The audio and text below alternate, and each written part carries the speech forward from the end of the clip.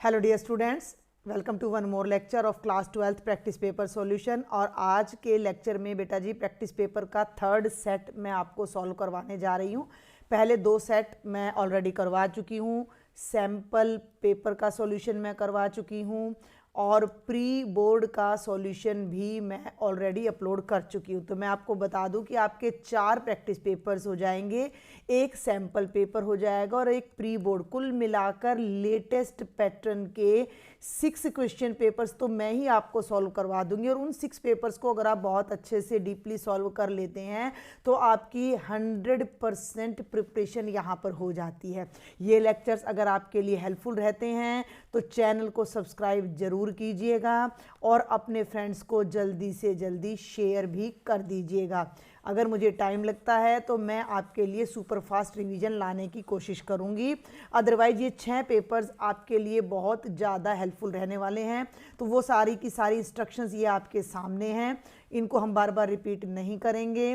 Next slide पर भी आपकी मार्किंग स्कीम ही सारी लिखी हुई है, किस किस सेक्शन में कितने कितने नंबर के आएंगे। तो टाइम को वेस्ट किए बिना जल्दी से हम अपना सेक्शन नंबर 1 का सॉल्यूशन स्टार्ट करते हैं, जिसमें 1 मार्क के हमारे 20 क्वेश्चंस आने वाले हैं। ठीक है, तो देखिए क्वेश्चन नंबर 1 इंग्लिश में ले लेते हैं सीधा। Let R be the relation in the set N. बार बार मैं बोलती हूँ डोमेन को पकड़ना है, नेचुरल नंबर्स पर डिफाइन है। रिलेशन में वो ए और बी हैं such that modulus of A minus B is a multiple of 4। यानी वो दो नंबर्स जिनका डिफरेंस का पॉजिटिव वैल्यू, ठीक है, मॉडुलस का मतलब पॉजिटिव वैल्यू, वो 4 का मल्टीपल होना चाहिए, 4 की टेबल में आना चाहिए और b की वैल्यू 4 से लेस होनी चाहिए। तो सबसे पहले तो अपने सारे ऑप्शंस देख लो, a पहला वाला, b बाद वाले की वैल्यू 4 से लेस होनी चाहिए। तो ये तो 4 है, 4 से लेस नहीं है तो ये कट हो गया। ये 7 है तो ये भी, भाई यहाँ b की जगह 7 है जो कि 4 से लेस नहीं है तो ये भी कट हो गया। अब ये दो ऑप्शंस बचते हैं, इनका डिफरेंस देखो, 15 में से 3 माइनस करोगे 12, 4 की टेबल में आ रहा है। 3 में से 2 माइनस करोगे 1, ये 4 की टेबल में नहीं आ रहा है। तो आपका correct answer option number C हो जाएगा। आपको कोई रिलेशन की यहाँ पर कुछ डेफिनेशन लगाने की जरूरत नहीं थी, अपना हमने वर्बल यहाँ पर सारा चेक कर लिया है। सेकंड पर आ जाइए, the value of sine inverse sine 3π/5। यहाँ आपने छोटा सा रिजल्ट याद रखना है कि sign inverse sine x x के इक्वल होता है अगर एक्स की वैल्यू -90 से 90 के क्लोज्ड इंटरवल में है। जबकि अगर मैं 3π/5 की बात करूँ तो देखो 18 180 तो ये मतलब 545 40 को अगर मैं 5 से डिवाइड करती हूँ तो 108 आता है जो कि 90 से बड़ा है। तो ये वैल्यू मेरी प्रिंसिपल ब्रांच में नहीं आ रही है। तो यहाँ पर आइडेंटिटी लगाने के लिए मुझे अंदर वाली वैल्यू को प्रिंसिपल ब्रांच में लाना पड़ेगा। तो यहाँ पर आप अपना आइडेंटिटी लगाओगे कि साइन थीटा होता है साइन 180 माइनस थीटा। क्लियर है, समझ में आ रही बात? तो साइन 3π/5 को मैं लिख सकती हूँ साइन पाई माइनस 3π/5। क्लियर है, समझ में आ रही मेरी बात? ये वाली आइडेंटिटी लगा दी, साइन थीटा का मतलब साइन पाई माइनस थीटा। और जब इसको माइनस करोगे तो ये बनेगा, एलसीएम ले लो, 5 1 जा 5, 5 में से 3 माइनस करोगे 2π/5। ओके, तो ये आपकी जो ये वाली वैल्यू है, ये 360 को 5 से करोगे तो 5 7 जा 72, यानी कि इस इंटरवल में आ जाएगी। तो इसका जो आंसर है यहाँ पर आपका 2π/5 आ जाएगा, जो कि आपका ऑप्शन नंबर बी है। थर्ड ऑप्शन पर चलते हैं, यहाँ हिंदी मीडियम में है। नेक्स्ट स्लाइड पर जब आप चलोगे तो ये आपको इंग्लिश मीडियम में मिलेगा। ए आपको गिवन है, इस तरह का क्वेश्चन पहले भी आ चुका है पिछले 1-2 पेपर्स में, या शायद प्री बोर्ड में आपका आ चुका है। ए आपको गिवन है और ए प्लस ए डैश आइडेंटिटी है, तो अल्फा की वैल्यू आपने निकालनी है। मैं डायरेक्ट इसको सॉल्व करूँगी।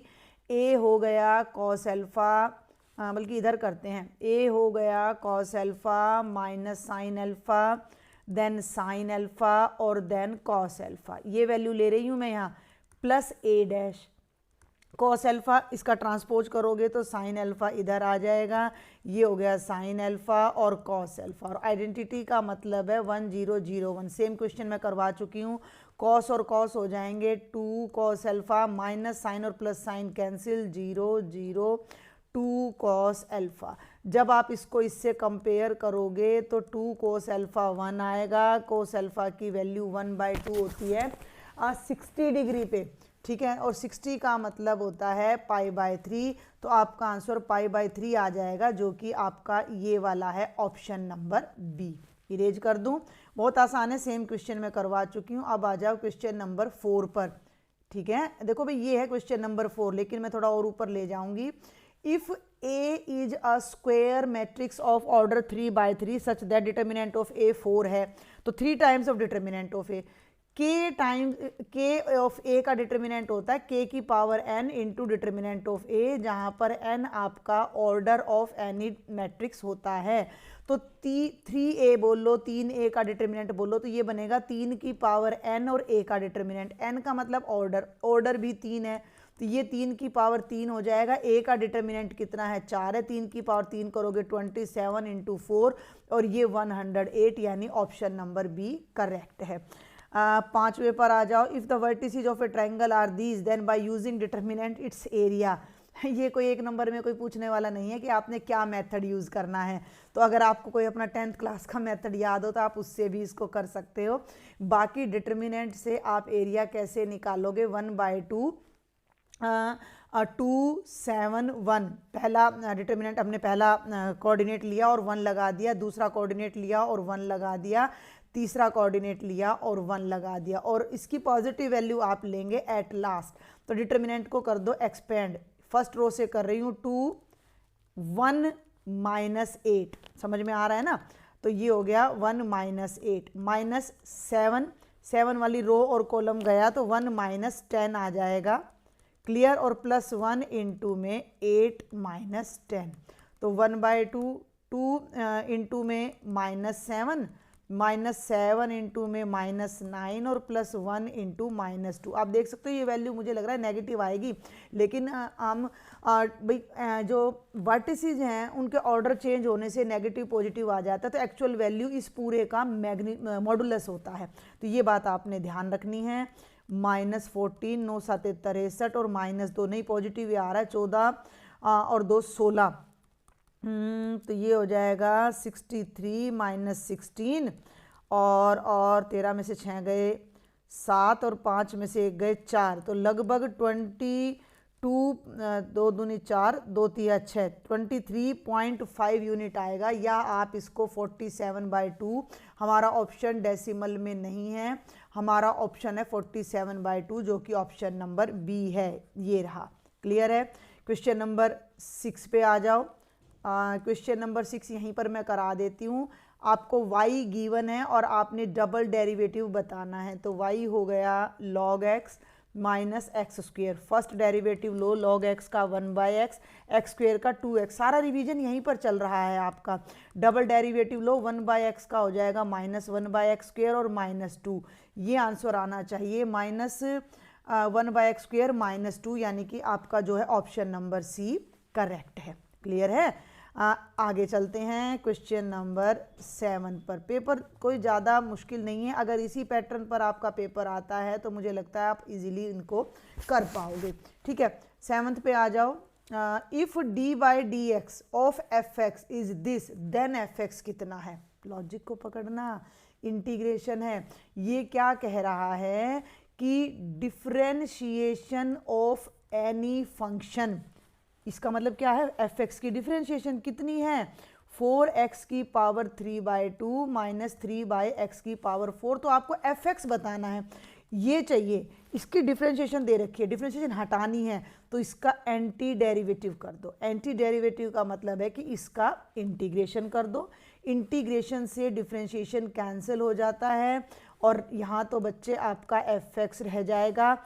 इसकी इंटीग्रेशन करो तो 4 बाहर, x की पावर n का मैं कोशिश कर रही हूँ कि बार बार हर फॉर्मूला आपको यहाँ पर मैं कवर करवा दूँ, तो ये इंटीग्रेशन होती है, तो ये हो जाएगा x पावर 5/2, डिनोमिनेटर में 5/2 आएगा, जो कि उल्टा होकर 2/5 बन जाएगा, माइनस ये आ जाएगा, ये 3/x की पावर 4।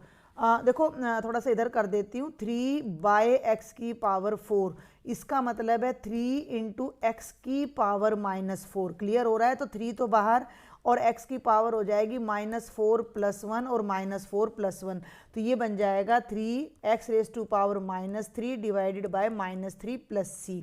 3 से 3 कैंसिल हो जाएगा, मल्टीप्लाई कर दो 4 को 2 से, तो 8/5 x⁻5/2 प्लस ये जो नेगेटिव है इसको आप नीचे ला सकते हो 1/x³ और प्लस c। ये ऑप्शन है आपका ऑप्शन नंबर डी आ जाएगा। क्लियर है? तो ये हमारा करेक्ट आंसर हो जाएगा, बस लैंग्वेज को आपने पकड़ना है। अब क्वेश्चन नंबर 8 तो बिल्कुल वर्बल है, पेन चलाने की भी मुझे ज़रूरत नहीं है, फिर भी मैं बता देती हूँ। e⁻x sin x + cos x की इंटीग्रेशन बतानी है, और मैंने आपको बताया था कि अगर e⁻x के ब्रैकेट में कोई फंक्शन और उसकी डिफ्रेंशिएशन दोनों हैं तो इंटीग्रेशन हो जाता है e⁻x into function plus c। अब साइन का डेरिवेटिव कॉस होता है, कॉस का डेरिवेटिव साइन नहीं होता, कॉस का डेरिवेटिव माइनस साइन होता है, तो ये तो आपका फंक्शन है और ये f डैश है, तो इसकी इंटीग्रेशन डायरेक्ट हो जाएगी e⁻x into sine x plus C, जो कि आपका ऑप्शन नंबर ए हो जाएगा। अब आ जाइए 9th पर, ये भी आसान है। इंटीग्रेट 1/1 + x² 0 to 1, 1/1 + x² की इंटीग्रेशन होती है tangent inverse x, tangent inverse x की इंटीग्रेशन 0 से 1 के बीच में लोगे तो tangent inverse 1 minus tangent inverse 0, 1 value होती है π/4 माइनस 0, तो आपका आंसर आ जाएगा π/4, जो कि आपका ऑप्शन नंबर डी है। 10th पर आ जाइए, हिंदी में दे रखा है, तो नेक्स्ट स्लाइड पर चलते हैं। 10th क्वेश्चन ये देख लीजिए, थोड़ा और बड़ा कर देती हूँ मैं। The degree of this differential equation, देखो डिग्री क्या होती है, ऑर्डर होता है highest order derivative, highest order है डबल, उसकी भी पावर, तो इसकी भी पावर कितनी है 1 है, तो डिग्री कितनी हो जाएगी इसकी 1 हो जाएगी, डिग्री कितनी हो जाएगी 1 हो जाएगी। ठीक है, हम देखते हैं लास्ट उस पर, यस डिग्री ही हमसे पूछा गया है। अगर ऑर्डर पूछा जाता, मेरी बात को ध्यान से सुनना, अगर इसका ऑर्डर आपसे पूछा जाता है तो वो कितना हो जाता 2 हो जाता। दोनों बातें देखो, मैं इसी को एज ए रिवीजन लेके चल रही हूँ, यहीं पर आपका सारा रिवीजन भी हो जाएगा अगर हमें सुपरफास्ट का टाइम नहीं लगता है तो। सबसे बड़ा ऑर्डर, यानी कि यहाँ तो एक बार डिफरेंशिएशन हो रही है, यहाँ 2 बार, तो ऑर्डर हो जाएगा 2, और जो हाईएस्ट ऑर्डर डेरिवेटिव है उसकी जो पावर होती है वो डिग्री होती है, लेकिन डिग्री कई बार अनडिफाइंड हो जाती है। कब? जब साइन के साथ डेरिवेटिव आ रहा है, कॉस के साथ डेरिवेटिव आ रहा है, ई की पावर में डेरिवेटिव आ रहा है, लॉगरिथम के साथ डेरिवेटिव आ रहा है, तो वहाँ हमारी डिग्री नॉट डिफाइंड हो जाती है। ठीक है, अब चलते हैं क्वेश्चन नंबर 11 पर। आपने इंटीग्रेटिंग फैक्टर बताना है, ये है question number 11, find the integrating factor of this. इसका कंपैरिजन हम करते हैं dy/dx प्लस ये आना चाहिए py = q से, जहाँ पर p और q हमारे x के फंक्शन है। तो जब मैं इनको कंपेयर करती हूँ तो ध्यान देना है कि मैं इसको लिख सकती हूँ dy/dx plus 1/x into y = x²। अब यहाँ y के आगे p है और यहाँ y के आगे 1/x है, तो p की वैल्यू हो गई 1/x। अब जो आपका इंटीग्रेटिंग फैक्टर होता है वो होता है e integration of p dx, बस आपने ये ध्यान रखना है। p की वैल्यू है 1/x, 1/x की इंटीग्रेशन करोगे तो e की पावर log x, e से log कैंसिल होकर क्या आ जाएगा x आ जाएगा आपका इंटीग्रेटिंग फैक्टर, तो आप इसके आंसर में x लिखाओगे। क्लियर है? क्वेश्चन नंबर 12, x आपको 2at² गिवन है, y 84, dy/dt आपने निकालना है। तो पहले तो आप निकालो dx/dt, ये आपकी पैरामीट्रिक फॉर्म है, तो पैरामीट्रिक फॉर्म में पहले आप x को t में करोगे, dx/dt हो जाएगा 2 दूनी 4 at। क्लियर है? y की वैल्यू है a t की पावर 4, तो dy/dt हो जाएगा 4at³। हमें निकालना है dy/dx, तो वो हो जाएगा dy/dt डिवाइडेड बाय dx/dt, तो dy/dt की वैल्यू है 4at³/4at, दोनों कैंसिल, और ये कितना आ जाएगा t²। इसमें आपका आंसर किस में आने वाला है? t में ही आने वाला है, क्योंकि x तो गिवन नहीं है। 13th पे आ जाओ, find the direction cosines of z axis. z axis के डायरेक्शन कोसाइन 0, 0, 1 होते हैं, क्योंकि z एक्सिस x एक्सिस के साथ कितना एंगल बनाता है 90, y के साथ 90, खुद के साथ 0, तो cos 90 cos 90 cos 0, 0, 0, 1 आ जाता है। हाँ ये हो गया ना। कई बार बीच में ना एक दो क्वेश्चन रह जाते हैं, तो 11th हो गया, 12th हो गया, 13th हो गया। अब आ जाओ आप 14th पे।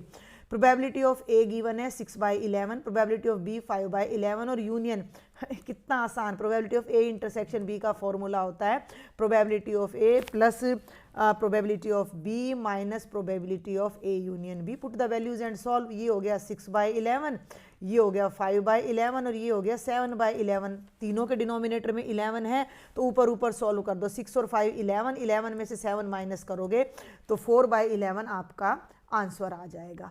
ठीक है, और अब हमें इसमें क्या और कुछ भी निकालना है नहीं, बस probability of A intersection B ही हमें निकालना है। अगर इसमें आपको कंडीशनल प्रोबेबिलिटी पूछी जाती, मैं रिवीजन करा रही हूँ, तो वो हो जाती, मान लो ए बाई बी होता तो probability of A intersection B by probability of B हो जाता, तो उसको आप अपना डिवाइड कर देते। अब आ जाओ 15th पे। If A and B are two adjacent sides of a square then A dot B is equal to 0। Yes true, क्योंकि किसी भी स्क्वेयर की दो एडजेसेंट साइड्स अगर वेक्टर से रिप्रेजेंट हो रही हैं तो उनके बीच का एंगल 90 है। इसका मतलब वो दोनों वेक्टर परपेंडिकुलर है, और दो वेक्टर अगर परपेंडिकुलर है तो उनकी डॉट प्रोडक्ट 0 होती है। आगे चलो 16th पे आ जाओ। If A and B are independent events then A dash and B dash are also independent. Yes it's also true. इस पर एक आपका छोटा सा थ्योरम कह लो, छोटा सा प्रूफ कह लो, वो भी है एनसीईआरटी में।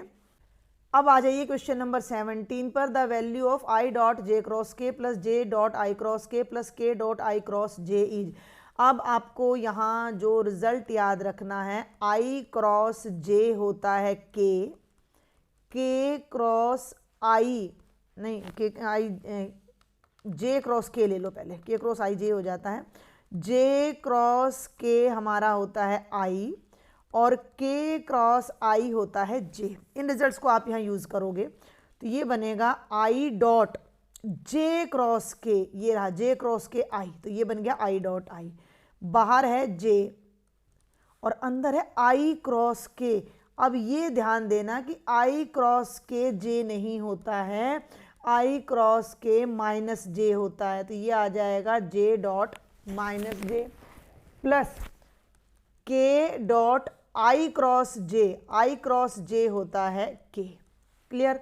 अब आई डॉट आई 1 होता है, ये प्लस माइनस माइनस हो जाएगा, जे डॉट जे भी 1 होता है, के डॉट के 1 होता है। एक 1 से एक 1 कैंसिल होकर आपका आंसर कितना आ जाएगा, 1 आ जाएगा। तो थोड़ा सा अलग था लेकिन मुश्किल नहीं कह सकती हूँ मैं इस क्वेश्चन को। और अब आ जाओ क्वेश्चन नंबर 18 पर। Two events A, E and F associated with a random experiment are dash if the probability of occurrence or non-occurrence of E is not affected by the occurrence or non-occurrence of F। भाई E और F एक दूसरे पर depend नहीं कर रहे तो वो इंडिपेंडेंट इवेंट कहलाएंगे।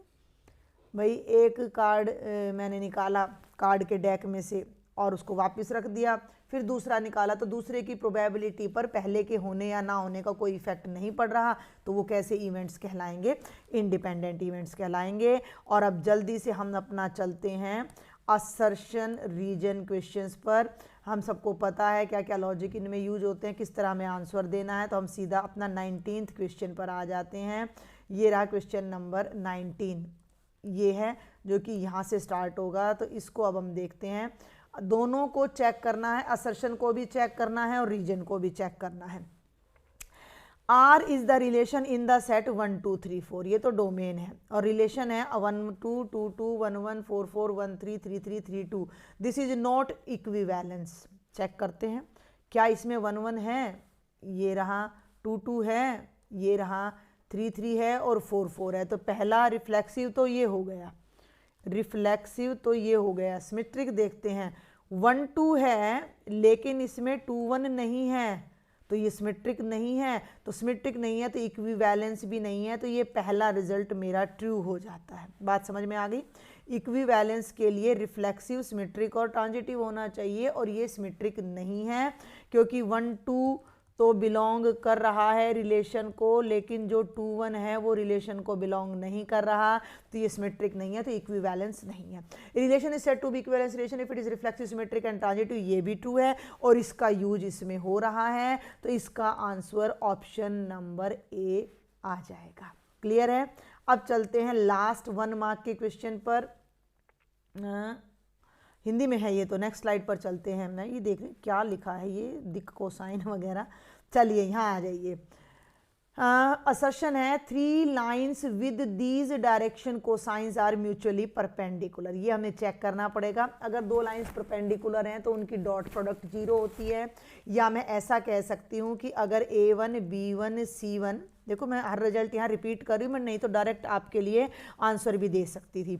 अगर एक लाइन के direction cosine A1 B1 C1 है, दूसरी के A2 B2 C2, और दोनों अगर परपेंडिकुलर हैं तो A1 A2 plus B1 B2 plus C1 C2 ने 0 होना है। अब आपको चेक करना पड़ेगा इसके लिए भी और फर्स्ट एंड थर्ड के लिए भी। तो पहले इन दोनों के लिए चेक करते हैं। 12 चौक देख लो 48 बटे 169 जमा -3 को 12 से करोगे तो जमा नहीं आएगा, माइनस का 36 बाय 169, और यहाँ फिर से आपका माइनस ही आएगा। जब मैं इसको इससे करती हूँ तो माइनस का 12 बाय 169 नहीं आ रहा भाई, ये तो हाँ आ गया 36 और 12 48, और 48 में से 48 माइनस करोगे तो 0 आ गया। पहली 2 लाइन्स तो परपेंडिकुलर हो गई। अब अगली 2 को देखो। अब हम दूसरी और तीसरी को चेक करते हैं। हम ना अपर पार्ट को चेक करेंगे। 4 3 जा 12, फिर 12 4 जा तो 12 चौक 48 माइनस का आ जाएगा, और लास्ट में है 3 और 12 12 3 36, ये भी हमारा क्या आ गया 0 आ गया। क्लियर हो गया। और अब हम चेक कर लेते हैं फर्स्ट को और थर्ड को। तो जल्दी से मैं देख देती हूँ। 12 3 36, 12 3 जा 36, -3 और -4 प्लस का 12 और 12 चौक 48, ये भी 0 आ गया। यस, ये भी हमारा क्या आ गया 0 आ गया। तो ये भी हमारा जब 0 आ जाता है तो हमारी जो लाइंस हैं वो म्यूचुअली क्या हो जाएंगी, परपेंडिकुलर हो जाएंगी। तीनों की तीनों लाइंस हमारी परपेंडिकुलर हो गई। तो जो हमारा म्यूचुअली परपेंडिकुलर होगी तो ये ट्रू हो गया। अब सेकंड पर आ जाओ, इसको थोड़ा यहाँ से साफ कर लेते हैं। सेकंड पर आ जाओ कि 2 lines are perpendicular, L1 L2 M1 L1 M1 N1 और L2 M2 N2, उनके अगर डायरेक्शन कोसाइन है तो कब परपेंडिकुलर होंगे, जब ये चीज़ 0 ना हो। नहीं, ये तो गलत कह रहा है, यानी कि A ट्रू है R फॉल्स है, तो हमारा जो है ऑप्शन नंबर C करेक्ट हो जाएगा। तो ये थे आपके एक नंबर के 20 क्वेश्चन। और जल्दी से अब हम अपना सेक्शन नंबर B और देखेंगे, जिसमें 2 मार्क्स के हमारे 5 क्वेश्चंस आते हैं, लेकिन शायद 7 बन जाएंगे ये। तो ये है question number 21। Check the injectivity. Injectivity का मतलब 1 1, सर्जेक्टिविटी का मतलब आपने ऑन टू चेक करना है, और function f x is equal to mod x, Z से जेड पे, इंटीजर से इंटीजर पे। 1 1 नहीं है, हमें दिख रहा है कि मॉडुलस फंक्शन 1 1 नहीं होता। तो आप नहीं प्रूव करने के लिए आपने एक एग्जाम्पल ले लेना है कि लेट 1 बिलोंग्स टू जेड और -1 भी जेड को बिलोंग कर रहा है, और 1 और -1 इक्वल नहीं है। अब आप 1 की इमेज लो तो मॉडुलस ऑफ 1 1 आ जाएगा। अब आप -1 की इमेज लो तो वो भी 1 आ जाएगा। ये दोनों वैल्यूज़ इक्वल नहीं हैं, लेकिन उनकी जो इमेजेस हैं वो इक्वल आ रही हैं। तो मैं कह सकती हूँ कि फंक्शन इज नॉट 1 1। क्लियर हो गया, फंक्शन इज नॉट 1 1। और जब हम ऑन टू की बात करते हैं तो ऑन टू में भी नहीं होगा ये। क्यों नहीं होगा, देखो समझो बात को कि ये जेड डोमेन है और जेड ही को डोमेन है। अब को डोमेन के एलिमेंट्स अगर मैं यहाँ लिखती हूँ तो ये सारे आएंगे, लेकिन जो मॉडुलस फंक्शन है, mod of x always greater than equal to 0 होता है। इसका मतलब जो हमारा फंक्शन है always greater than equal to 0 होगा। इसका मतलब जो हमारी रेंज होगी वो ग्रेटर देन इक्वल टू 0 होगी। तो जो रेंज है वो जेड को कवर नहीं कर रही, बल्कि जो हमारी रेंज है वो सबसेट है जेड का। और जब रेंज हमारी को डोमेन के बराबर नहीं होती, रेंज अगर को डोमेन से छोटी है उसका सबसेट है, तो फंक्शन ऑन टू नहीं है। और साधारण लैंग्वेज में बताऊं तो -1 के लिए कोई प्री इमेज नहीं है, -2 के लिए कोई प्री इमेज नहीं है, तो ये फंक्शन आपका ऑन टू भी नहीं है, और ये फंक्शन आपका 1 1 भी नहीं है। बहुत सिंपल सा था।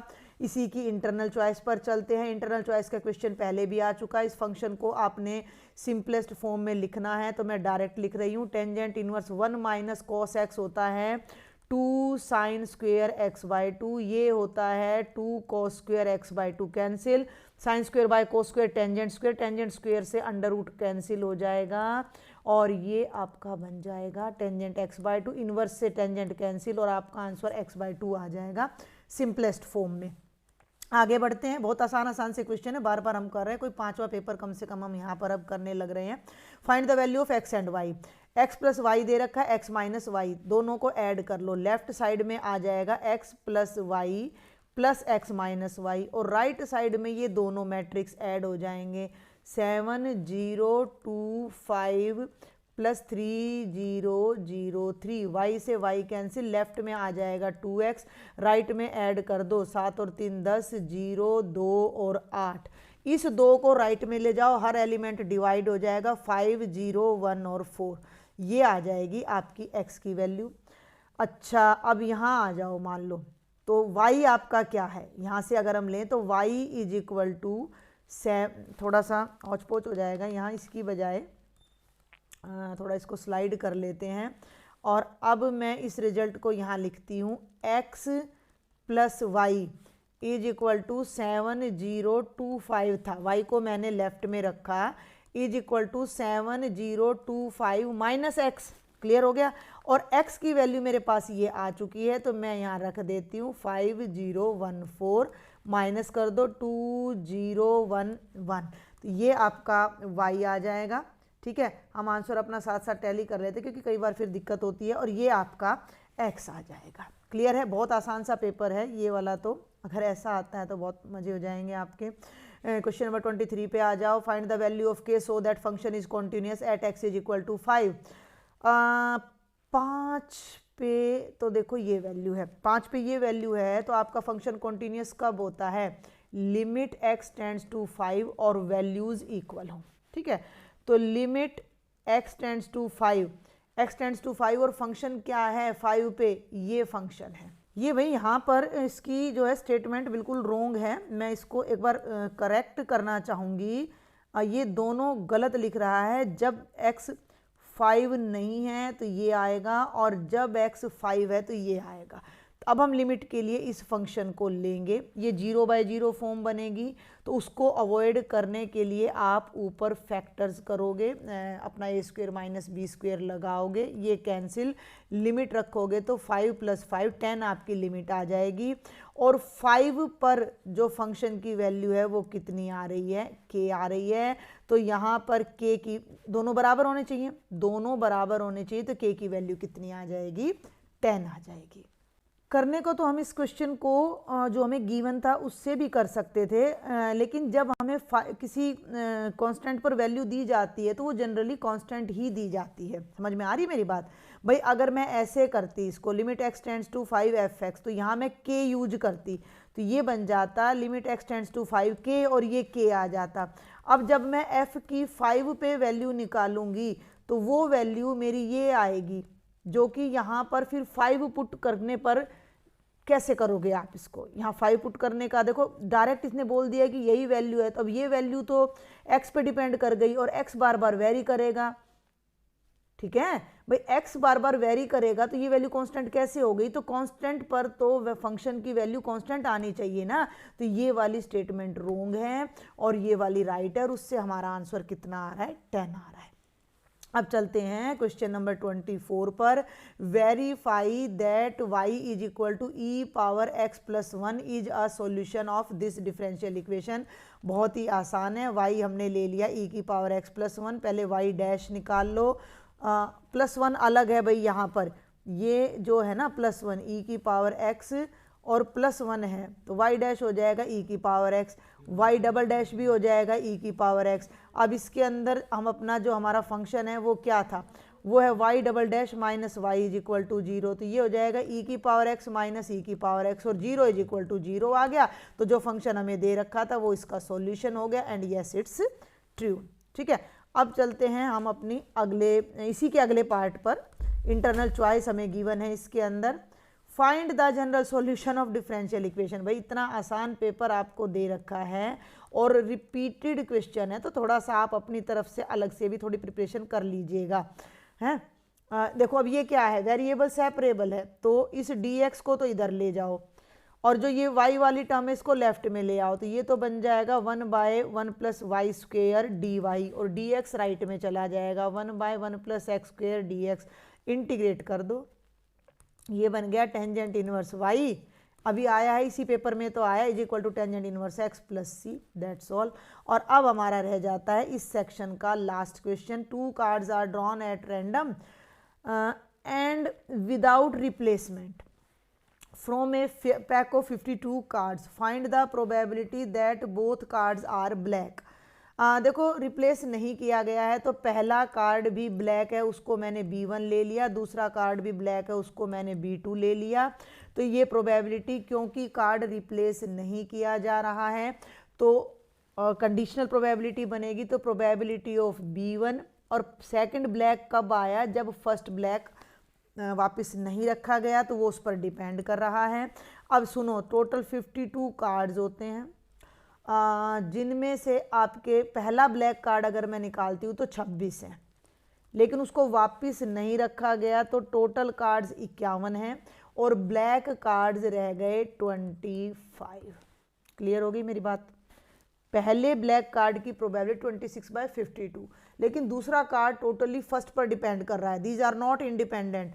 तो 26 1 जा, 26 2 जा, और ये 2 को जब इससे मल्टीप्लाई करोगे तो 25/102, ये आपका आ जाना चाहिए फाइनल आंसर। ये वाला क्वेश्चन भी रिपीट हो चुका है, इससे पहले वाला भी रिपीट हो चुका है। तो ये था आपका complete section number A and B। बाकी के सेक्शंस लेकर बहुत जल्द मैं आऊँगी, तब तक आप पिछले ईयर्स के पेपर्स हैं उनको देखें, प्री बोर्ड से रिवीजन करें और अपना सैम्पल पेपर और अदर प्रैक्टिस पेपर से रिवीजन करें। लेक्चर को शेयर करना, चैनल को सब्सक्राइब करना बिल्कुल भी नहीं भूलेंगे। Thank you.